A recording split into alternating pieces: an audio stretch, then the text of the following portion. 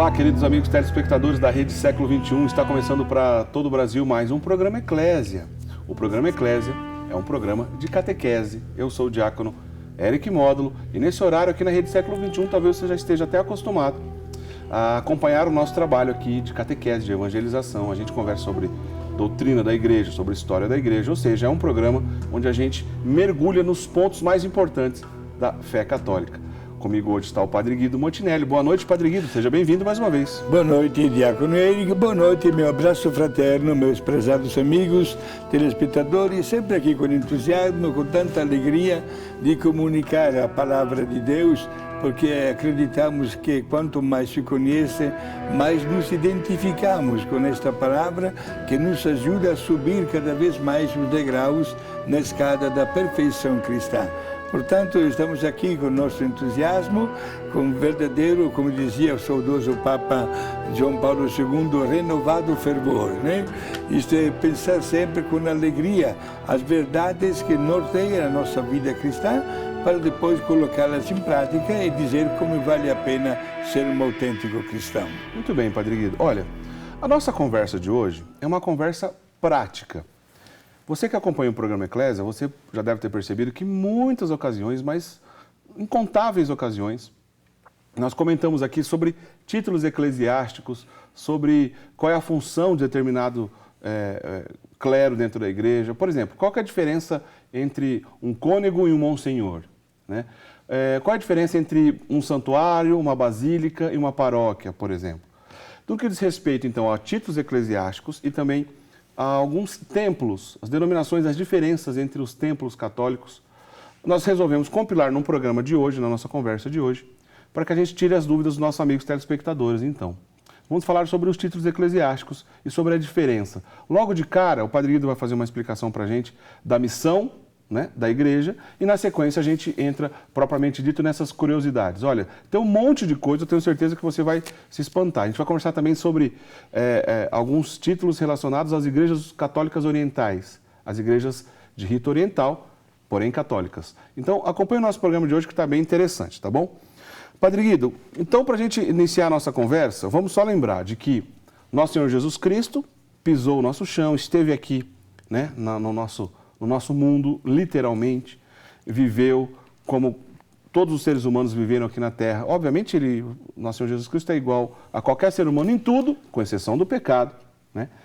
E durante o período que ele viveu aqui conosco, nessa Terra, ele ensinou os seus apóstolos, depois todo mundo já sabe a história, morreu com morte de cruz, ressuscitou, subiu aos céus e prometeu que o Espírito Santo viria sobre a igreja, e assim aconteceu, em Pentecostes. A partir de todo esse acontecido, os apóstolos se espalharam pelo mundo e ali, a partir de Pentecostes, na presença da Virgem Maria, a igreja oficialmente no tempo e na história passou a existir, obviamente, pois ela antes foi prefigurada, pensada por Deus, mas ali passou a existir no tempo e na história. E a igreja tem uma missão, mas essa missão está muito ligada à figura dos apóstolos, e esses mesmos apóstolos, obviamente, hoje os sucessores deles, que são justamente o Papa e os bispos. A pergunta que eu quero fazer para o senhor logo de cara para a gente entender essa missão dos apóstolos. Foi nosso Senhor Jesus Cristo que pensou numa hierarquia dentro da igreja? Oh, belíssima a tua pergunta. Em primeiro lugar, diácono Eric, vamos analisar o texto gravado no Evangelho de Mateus, no capítulo 16, versículo 18 a 20.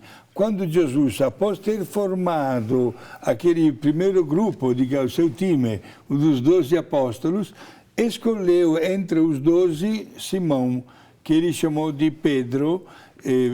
Para entender melhor, Jesus falava a língua aramaica e a palavra que usou é Kefas, em aramaico, que significaria mais rocha, pedra. Inclusive a língua aramaica não tem o gênero masculino e feminino. Escolheu Simão para ser a rocha, isto é, a pedra fundamental sobre a qual construiria toda a igreja. E a igreja, não as igrejas, né? A partir daquele momento, Simão, que chamou-se di Pedro, si tornou o representante legittimo di Gesù aqui na Terra e até hoje nós temos os sucessores de Pedro, que nós identificamos com o nome de papas, entre aspas, 266, de São Pedro até Papa Francisco, que continuam governando a Igreja. Jesus, porém, não deixou nenhum documento assinado, não formulou, digamos assim, uma hierarquia, agora para responder à sua pergunta, não estabeleceu, mas se tornou necessária para melhorar mais ainda a sua instituição. Por isso, a cabeça, que é o Pedro, e logo em seguida os apóstolos, que eram bispos, e depois os sacerdotes ordenados pelos apóstolos, e depois os fiéis. Já se formou como uma dimensão piramidal. E esta dimensão hierárquica vale também nos dias de hoje. Por isso, a perfeita comunhão que se tem entre cristãos é exatamente explicada porque existe esta hierarquia onde todo mundo, mesmo falando um idioma diferente, com culturas diferentes, porém tem a mesma linguagem quanto à doutrina e quanto à fé. Quer dizer, a mensagem do nosso Senhor Jesus Cristo, depois, com a ação do Espírito Santo na vida desses apóstolos, era a garantia de que o próprio Deus providenciou para a sua igreja, para que a mensagem dele não se dissipasse, não distorcesse e chegasse intacta até hoje. E o Papa é o principal guardião dessa mensagem, não é isso, Padre Guido? Perfeito. Inclusive, Diácono Érico, deixando bem claro que Jesus não deixou assinado nenhum documento, quando os apóstolos, não por um dia, mas por um período estimado e comprovado pela história de 30 anos, foram para cá e para lá, no mundo da época, anunciando o Evangelho sem ter um texto nas mãos, apresentavam a doutrina na íntegra, como haviam aprendido diretamente por Jesus. Isto, porém, não espantava o perigo do nascimento de interpretações diferentes da palavra de Jesus. Uma palavra técnica, heresias. Se misturavam às vezes com filosofias de vida. Pegamos o exemplo clássico, o apóstolo Paulo, né, que não era um dos 12. Paulo se converteu depois de um ano que Jesus já tinha subido ao céu. Mas o apóstolo ele quis levar o nome de Jesus até o confim do mundo, a cidade de Maluncingo da época, que era a cidade de Roma.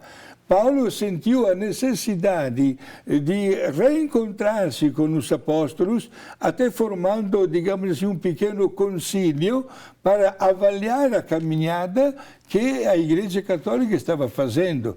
Porque, por exemplo, na cidade de Corinto, onde Paulo permaneceu um ano e meio, estava com a cabeça, desculpa o gesto, assim, diante de teorias filosóficas que chegavam, como chegavam nos navios todos os dias. Era uma cidade de muito comércio, de muito movimento. Uma cidade portuária, né? Portuária, exato. E para defender e vestir a camisa do time não foi fácil. Por isso, São Paulo sentiu necessidade de permanecer lá até que conseguiu estabelecer um clima de um diálogo sobre o qual se podia depois construir a verdade da Igreja. O senhor começou a explicação falando, obviamente, da figura do Papa, de São Pedro até o Papa Francisco, 266 papas. Sim. E o nosso intuito hoje aqui é falar um pouco sobre os títulos eclesiásticos, tirar as dúvidas dos nossos telespectadores, pois às vezes fica um pouco confuso mesmo, a gente ouve falar e não sabe exatamente o significado de cada coisa. Vamos começar a explicação justamente pelo Papa. O senhor já fez essa explicação aqui, mas ela é muito rica.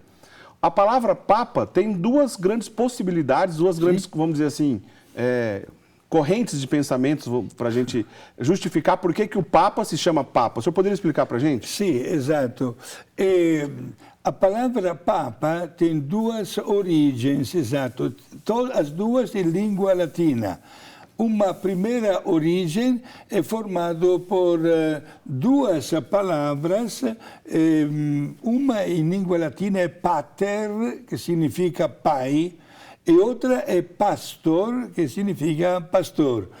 Pegando as primeiras duas letras de pater E pastor temos exatamente papa. Certo? E a outra expressão é a primeira letra de 4 palavras, sempre em língua latina, e que justificam a identidade do Papa. Quem é o Papa? Petri apostoli potestatem accipiens. Repete, Padre, que é latim. Inclusive está na tela para a gente acompanhar. Vamos lá, repete. Petri apostoli potestatem accipiens. Traduzindo para o português, de baixo para cima agora. Accipiens significa aquele que tem. Potestatem, o poder. Apostoli, do apóstolo, Petri, Pedro. Portanto, a primeira letra desta frase, Petri, apostoli, potestatem accipiens, dá exatamente a palavra Papa. Então essas são as duas correntes mais prováveis para usar a palavra Papa. Mas além de tudo, o próprio Papa de papai não está longe também, né, Padre Guido? Exato, que bela sua pergunta. É verdade. Tudo diz que vem da palavra exatamente com a qual, uma das primeiras palavras com a qual nós chamamos o nosso papai, certo? É uma pessoa, em primeiro lugar, de casa. Não é uma pessoa distante. A igreja que Jesus fundou está baseada em pessoas que vivem sempre unidos, usando a mesma linguagem eclesiástica e doutrinal. Por isso, é um verdadeiro pai, seja Deus, como também o seu legítimo representante aqui na Terra, que é o Santo Padre, o Papa. Aliás, isso vai se repetir depois em outros cargos eclesiásticos, outros títulos eclesiásticos. Essa relação com o pai. Durante a nossa conversa você vai reparar, né, como essa figura paterna aparece em outros títulos eclesiásticos, né? Seja masculino como feminino. Bela essa colocação. A gente já chega lá. Sim. Agora, Padre Guido, eu acho que vale a pena a gente, ir para o próximo assunto. A gente vai começar pelos títulos eclesiásticos, depois a gente comenta também sobre a questão dos templos. Mas vamos primeiro pelos títulos. Explica pra gente se há uma diferença entre os tipos do clero, né? A gente ouve falar assim de clero religioso, ou também de clero secular, né? E clero regular. Quais são essas diferenças? Explica pra gente, e se na prática, né? Se essa diferença entre esse clero, como é que dá na prática no dia a dia das comunidades? Perfeito. Então, a partir da fundação da Igreja, única Igreja de Jesus, pode conferir o Evangelho de Mateus, capítulo 16, versículo 18 a 20. A igreja, desde a sua fundação, é composta por clérigos, religiosos e leigos. Clérigos significa aquelas pessoas que optam para uma consagração total no seu ministério sacerdotal e se preparam, né, através dos estudos, do seminário, do estudo de filosofia, de teologia, etc. E que vivem ao redor da autoridade máxima numa região chamada diocese, né, que é dirigida por um bispo. Portanto, temos o clero chamado secular, isto é, que não está ligado, como no caso vou explicar agora, a uma profissão religiosa com votos. Aí entramos no clero chamado regular, isto é, sustentado por uma regra e defendido por um mosteiro ou por uma congregação religiosa. Quando a gente fala clérigo regular, é por causa de uma regra, então? Regra, exato. Uma regra religiosa, geralmente ligada a uma ordem religiosa. Perfeito. Isto atinge a vida masculina e feminina. Certo. Masculina, exatamente, nas ordens e congregações reconhecidas como tais pelo Vaticano, entre aspas, cerca de 150 congregações masculinas, certo, e também femininas, mais de 800 congregações masculinas e femininas. E seja congregações masculinas como também nas congregações ou ordens femininas, estão, não digo divididos, mas se apresentam em duas dimensões. Uma dimensão de vida chamada ativa e uma outra dimensão de vida chamada contemplativa. Ativa, como diz a mesma palavra, e que exerce um serviço na sociedade, por exemplo, ajuda nas paróquias, nos hospitais, na escola, nos oratórios, etc., né? E nas faculdades, ao passo que vida contemplativa é uma vida muito mais retirada, geralmente dentro de um limite de um mosteiro, chamado mosteiro de estrita clausura, que pode ser masculino como também é feminino, né? E onde a vida é dedicada à contemplação de Deus, ao trabalho, muito trabalho mesmo, ao encontro de vida comunitária, seja durante o dia, tantas vezes também durante a noite, para a reza ou canto da liturgia das horas. Para algumas ordens religiosas, é o único momento de vida comunitária, quando dia e noite se reúnem para louvar a Deus com hinos, né? Bom, então, assim, o senhor já começou bem a explicação, né? Desde o início, a igreja é composta, então, por 3 categorias de cristãos. Os clérigos, os religiosos e os leigos. Os clérigos, aqueles que receberam o sacramento da ordem. Da ordem, né? Sim. 3 graus, a gente já comenta depois na sequência. O padre, o diácono e o bispo. E o bispo, Perfeito. Os clérigos. Os religiosos, esses que professaram seus votos religiosos dentro de uma comunidade religiosa. Geralmente esses votos são 3, né, Padre Guido? Geralmente, porém, gostei dessa sua colocação. Porque os 3 votos que caracterizam a vida religiosa é pobreza, castidade e obediência. Mas há exceções, né? Mais que exceções, há enriquecimento. Boa. Né, de várias congregações que têm um 4º voto. Por exemplo, nós estamos fazendo o nosso serviço aqui nesta obra que é de Deus, fundada pelo Padre Eduardo, todo mundo conhece. Ele é da ordem dos padres jesuítas. E os padres jesuítas têm um voto específico das missões também, de vir como missionários, entre aspas. Os primeiros missionários que botaram um pé no Brasil eram jesuítas. Verdade. Exato. Eu pertenço a uma congregação religiosa dos padres rogacionistas, fundada pelo Santo Aníbal Maria de França. Também na minha congregação existe um 4º voto. O carisma da congregação é a oração pelas vocações. E, portanto, nós, além do voto de pobreza, castidade e obediência, manifestamos também um 4º voto de zelar para conseguir mais vocações a serviço da igreja.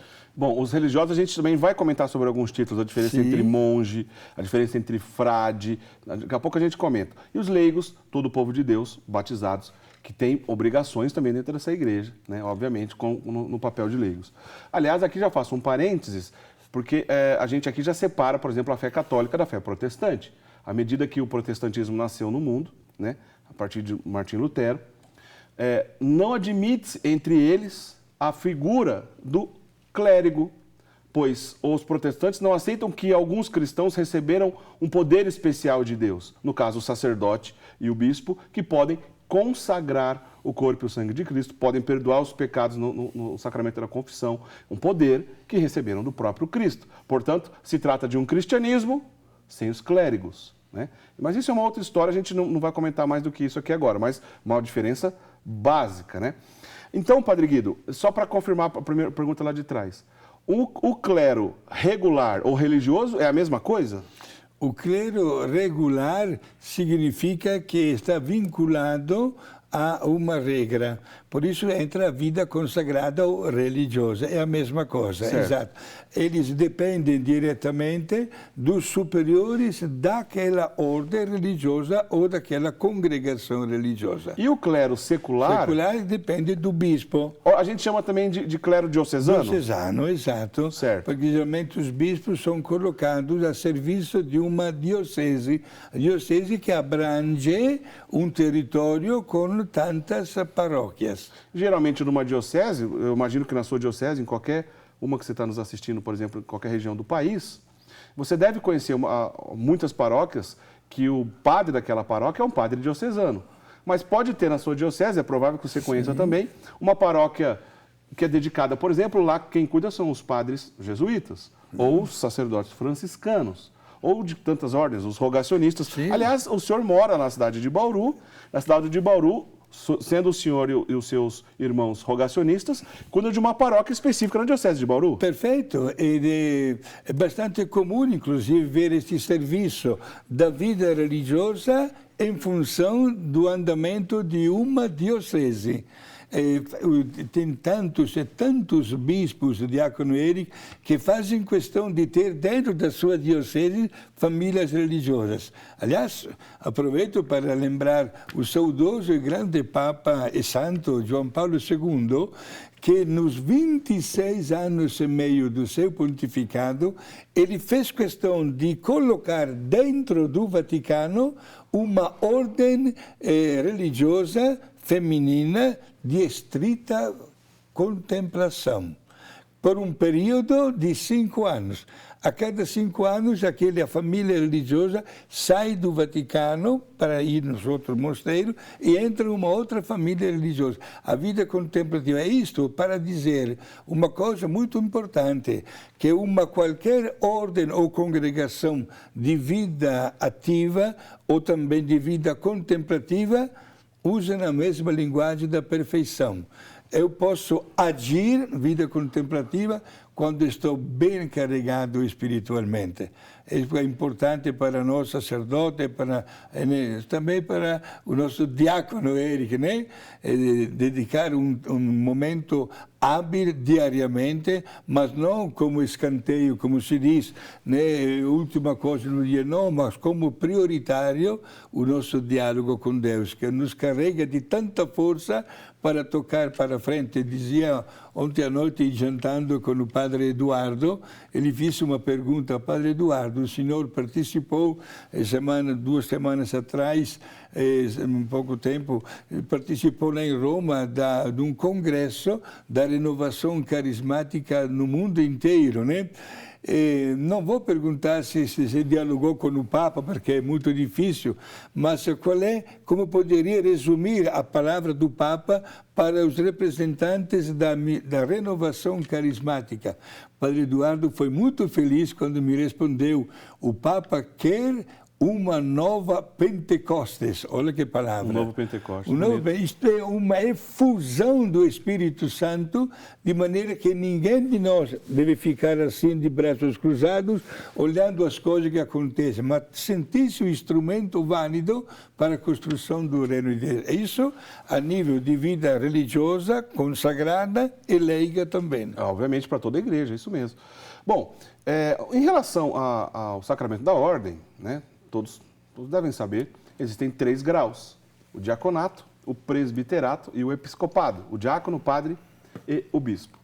O Código de Direito Canônico apresenta as funções sacerdotais, sempre lembrando o bispo e o padre. Afinal de contas, o bispo, obviamente, é sacerdote, além disso, vive a plenitude do sacramento da ordem.